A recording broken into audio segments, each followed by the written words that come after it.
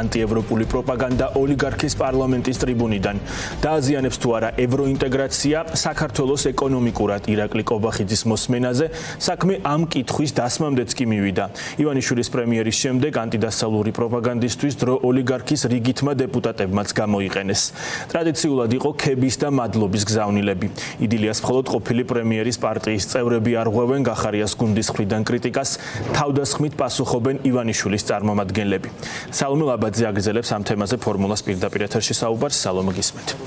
ირაკლი კობახიძისთვის შეკითხების დასმის თითქმის 1 საათიანი პროცესი ოცნების პარლამენტში სწორედ ოცნების წარმომადგენლებსა და გახარიას პარტიის წევრებს შორის სიტყვიერი დაპირისპირების პირობებში წარიმართა. დაპირისპირების საგანი კი იყო არა მხოლოდ ის თემები, რომლებზეც მანამდე ირაკლი კობახიძემ საკუთარ გამოსვლაში ისაუბრა, არამედ თემები, რომლებსაც ის საკუთარი მოხსენებით არც კი შეხებია. მათ შორის გახარიას პარტიის წარმომადგენლებმა განსაკუთრებული აქცენტით ისაუბრეს ანექსიის პროცესზე, როგორადაც ფასდება ახლა სწორედ ცხინვალის რეგიონში მიმდინარე პროცესი და ირაკლი კობახიძეს, რომელიც მათივე განცხადებით საოკუპაციო ხაზთანაც კი არ არის ნამყოფი პრემიერ-მინისტრის სტატუსითაც კი, დაუსვეს შეკითხვა იმის შესახებ, თუ როგორ აპირებს ამ პროცესზე რეაგირებას ქართული ოცნება და რატომ ინარჩუნებს ამ დრომდე ეს პარტია დუმილს ამ მნიშვნელოვან პროცესთან დაკავშირებით. ამ შეკითხვის დასმას კი მოყვა ქართული ოცნების რიგითი წარმომადგენლების გაღიზიანება დარბაზში და მათთვის განკუთვნილი დრო ძირითადად გამოიყენეს სწორედ გახარიას პარტიის წარმომადგენლებზე თავდასხმისთვის. როგორც მოსაოდნელი იყო ამ შეკითხვის საპასუხოდ, მათ გახარიას წევრების მისამართით ახსენეს ჩორჩანა და იმ დრომდე, ვიდრე ირაკლი კობახიძე დაიცავს თავს და შეეცდება საკუთარი პოზიციების დაცვას. გახარიას პარტიის წარმომადგენლების ამ შეკითხების საპასუხოდ სწორედ ოცნების რიგითები იყვნენ ისინი, ვინც ცდილობდნენ ივანიშვილის პრემიერის პოზიციების დაცვას. საკუთარ მოხსენებაში ირაკლი კობახიძე ასევე არ შეხებია ფასების კომისიის მუშაობის შედეგებს, არადა თვეების წინ სწორედ ფასებთან ბრძოლა იყო გამოცხადებული, ფასების შემცირებისთვის ბრძოლა იყო გამოცხადებული ქართული ოცნების ერთ-ერთ მთავარ პრიორიტეტად და ამ პროცესს სათავეში სწორედ ირაკლი კობახიძე იდგა. ამიტომ ბუნებრივია, რომ კითხვა გახარიას პარტიის წარმომადგენლებმა ამ თემაზეც დაუსვეს დღეს ივანიშვილის პრემიერს, რასაც ასევე მოყვა ქართული ოცნების წევრების გაღიზიანება. თავად ქართული ოცნების წარმომადგენლები კი კითხვების დასმას ირაკლი კობახიძისთვის იწყებდნენ კმაყოფილების გამოხატვით სხვადასხვა სფეროში არსებული მდგომარეობის გამო და კითხვებს სვამდნენ მხოლოდ იმის შესახებ, კიდევ რა შეიძლება გაკეთდეს იმისთვის, რომ სხვადასხვა მიმართულებით მდგომარეობა გაუმჯობესდეს. თვითკმაყოფილება არის მთავარი მტერი ნებისმიერი მმართველის. თქვენი ანგარიშით ჩანს, რომ ორი საქართველო არსებობს. ერთი, რომელშიც თქვენ ცხოვრობთ, თქვენი ფანტაზიებით და ილუზიებით, თქვენი ჯიბის სტატისტიკის სამსახურის ციფრებით და მეორე საქართველო, სადაც დანარჩენი საქართველო ცხოვრობს. რუსულ რულეტკაში გაუმართლებს თუ არ გაუმართლებს გადარჩენისთვის ბრძოლაში. კმაყოფილი რატო ხართო? ალბათ თქვენს და დანარჩენის უსამშობლოებიც, რომელიც უცხო ქვეყნის დაკვეთით მოქმედებთ, დღემდე მოქმედებთ, ალბათ ბედნიერები იქნებოდა, კმაყოფილები აქ ბომბები როციოდეს. ერთი პრეტენზია ვერ დაასახელით.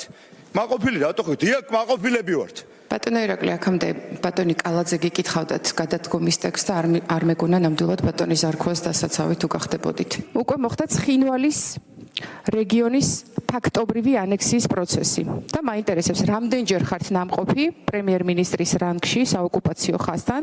ჩორჩანას ანტიგმირები ლაპარაკობენ თურმე რატო არ ჩადის ბატონი პრემიერ-მინისტრის საოკუპაციო ხაზთან.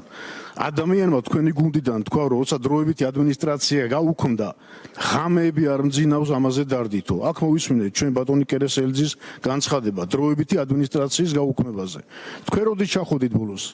თქვენს მიერ გადაცემულ ჩორჩანას ტერიტორიაზე ის სახელფასო ზრდა, რომელიც ბოლო რამდენიმე წლის განმავლობაში ყოველწლიურად მიმდინარეობს, ეკონომიკური ზრდის შესაბამისად გაგრძელდება თუ არა, ეს აინტერესებს საჯარო სექტორში დასაქმებულ ღირსეულ პოლიციელებს, თვითმმართველობაში დასაქმებულ წარმომადგენლებს. თქვენი შეფასებით რა იქნება შემდეგი სტრატეგიული ნაბიჯი, რომელიც საქართველოს კიდევ უფრო გააძლიერებს როგორც რეგიონულ ეკონომიკურ და ლოგისტიკურ ცენტრს. ძალიან კონკრეტულად გვიპასუხეთ. დაასახელეთ ის 5 ან 10 პროდუქტი, რომელზეც გაიზარდა ფასები. ოღონდ ფასდაკლებაში რომ არის ის არა, რომელზეც დაიკლო ფასებმა. კონკრეტულად დაგვისახელეთ. ასევე მაინტერესებს, რამდენიმე თვის წინ თქვენ თქვით, რომ საქონლის რბილ ხორცს ყიდულობდით 10 ლარად და იქნებ ეხლა მაინც გითხრათ ის მაღაზია ან ბაზარი, სად იყიდეთ ეს 10 ლარად ხორცი, იმიტომ რომ ჩვენ ყიდულობთ 38 ლარად. იქნებ მისამართი გითხრათ 38 ლარად, რომელ მისამართზე ყიდულობთ ხორცს. ისე მაინტერესებს ძალიან, რომ თუ შეიძლება ერთი წუთით რა. როგორ უნდა გძულდეთ თქვენი ქვეყანა და თქვენი ხალხი და ასე რამ გაგაბოროტათ ხალხო.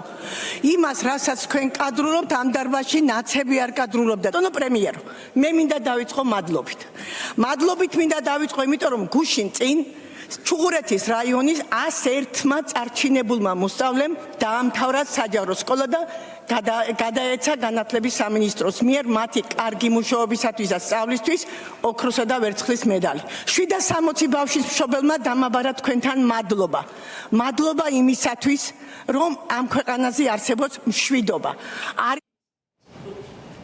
კიდევ ერთი თემა, რომელსაც საკუთარ მოხსენებაში ირაკლი კობახიძე საერთოდ არ შეხებია, არის საქართველოს ყველა მოქალაქისთვის ვიზა ლიბერალიზაციის შეჩერების საფრთხე. მას ახლა ამ თემაზე საუბარი უკვე მოუწევს გიორგი გახარიას პარტიის ერთ-ერთი წარმომადგენლის შეკითხვის საპასუხოდ და ახლა კი იმ ფონზე, როცა ეს საფრთხე არის რეალისტური და მისი განხორციელება უკვე რამდენიმე თვეშია მოსალოდნელი, ყურადღება მიიქცია ილია ინჯიას შეკითხვამ. ეს არის ოცნების სატელიტად შეფასებული ეგრეთ წოდებული დეპუტატი, რომელიც დაინტერესდა იმის კობახიძის აზრით იმის შესახებ, საქართველოსთვის საერთოდაც დამაზიანებელი ხომ არ იქნება ეკონომიკური თვალსაზრისით ევროკავშირში გაწევრიანება და იმ ვალდებულებების აღება, რომელსაც გულისხმობს სწორედ ევროკავშირის წევრობა. ყურადღება ასევე მიიქცია დავით მათიკაშვილის შეკითხვამაც, რომელიც დაინტერესდა კობახიძის აზრით იმის შესახებ, შუა დერეფანში საქართველოს უნიკალური როლი ხომ არ იქნება ის ფაქტორი, რომელიც ევროპელ პარტნიორებს ხელს ააღებინებს ქართული ოცნების კრიტიკაზე. თავად დავით მათიკაშვილი ამ შემთხვევაში უსამართლო მიდგომას იყენებს ევროპელი პარტნიორების პოზიციის აღსაწერად, რაშიც ცხადია იგულისხმება ქართული ოცნების კრიტიკა მისი ანტიდასავლური და რეპრესიული პოლიტიკის გამო.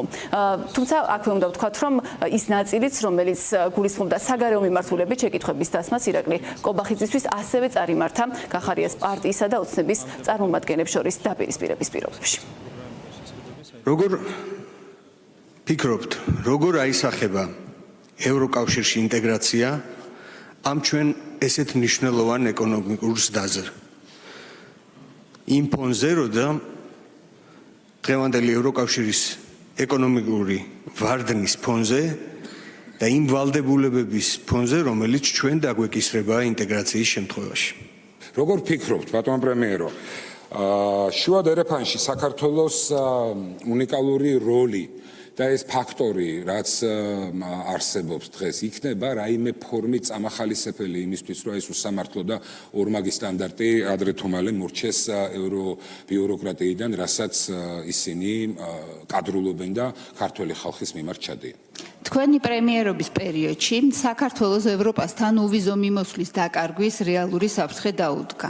არსებობს თუ არა თქვენი ხელმოწერილი ერთი დოკუმენტი მაინც, სადაც ევროკავშირს მიმართავთ პასუხისმგებლობა დააკისროს ხელისუფლების წარმომადგენლებს და არა საქართველოს მოქალაქეებს. თქვენ საუბრობთ მრავალვექტორულ თანამშრომლობაზე, თუმცა საქართველოს კონსტიტუცია მხოლოდ ერთ სტრატეგიულ საგარეო ვექტორს იცნობს, ეს არის ევროპული და ევროატლანტიკური ინტეგრაცია.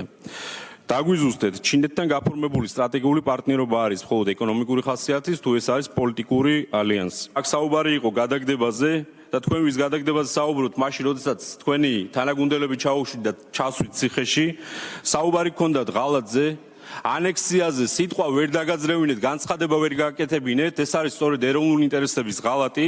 ქვეყანაში ჩამოყალიბებული არის ღალატის საზომ ერთეულად გვარი გახარია. იცით თქვენ? ვიღაცა ვიღაცის ღალატს რო აფასებს, რამდენი გახარია იმით ზომავენ და თქვენ დახართ და ვიღაცის გადაგდებაზე და ღალატზე ლაპარაკობთ. არ გცხვენიათ, კაცო? არ არსებობს ქვეყანა, სადაც ან საექიმო შეცდომები არ ხდებოდეს ნებისმიერ ქვეყანაში, ან მუშა არ ვარდებოდეს საიდანღაც, ან ვიღაცაზე არ ძალადობდნენ. მთავარია აქ ხელისუფლება როგორ რეაგირებს და ზუსტად ამ სწრაფი და ადეკვატური რეაგირების გამო წმინდა დიდი მადლობა გადაგიხადოთ. ბატონო ირაკლი, იქნებ შეწყვიტონ თქვენი შეურაცხყოფა და ანიშნოთ როგორღაც, რომ თავადაც შეძლებთ საკუთარი თავის დაცვას და კითხვებზე პასუხის გაცემას. ჩვენს კოლეგებს. ხართ პრემიერი, რომლის პირობებშიც თავად ბიძინა ივანიშვილიც დასანქცირდა. მაგრამ ჩდება ლოგიკური კითხვა. თქვენ ხართ ამ ყველაფრის შემოქმედი და პასუხისმგებელი და თქვენ არ ხართ დასანქცირებული. აი, ამას შეიძლება კონდეს ორი მიზეზი, ბატონო ირაკლი. ერთი, რომ არ აღგიქვავენ სერიოზულად და მეორე, შეიძლება რაღაც განსაკუთრებული ნიჭის გამო ურთიერთობები გაქვთ გარე ძალებთან. აი, იქნებ გაუზიაროთ თქვენს კოლეგებს, რატო არიან თვითონ დასანქცირებული და თქვენ პასუხისმგებელი პირი არ ხართ დასანქცირებული. კრიტიკულ შეკითხვებს, რომლებიც ძირითადად მხოლოდ გიორგი გახარიას პარტიის წარმომადგენლებისგან მოისმინა დღეს ირაკლი კობახიძე, მოცნების პრემიერი. ამ წუთებში პასუხობს, მან ასევე უნდა უპასუხოს იმ ქებასაც, რომელიც უხვად მიიღო საკუთარი თანაპარტიელებისგან ოცნების პარლამენტის ამ დარბაზიდან. კობახიძის პასუხს კი მოყვება დამაზუსტებელი შეკითხვების დასმაც მისთვის, თუმცა აქვე უნდა ვთქვათ, რომ არც თავად კობახიძეს დაუკლია საკუთარი პარტიის პოლიტიკის ქება, ის ვიდრე შეკითხვებით მიმართავდნენ მას პარლამენტის წარმომადგენლები. მანამდე თითქმის საათნახევრის განმავლობაში იდგა ტრიბუნასთან და აღწერდა ქართული ოცნების მიერ გასულ წელს განხორციელებულ სამუშაოს სხვადასხვა მიმართულებით და ძირითადად ჩამოთვლიდა იმ მოვლენებს, რომლებიც მისი შეფასებით ქართული ოცნების მიღწევად უნდა იყოს წარმოდგენილი საზოგადოებისთვის.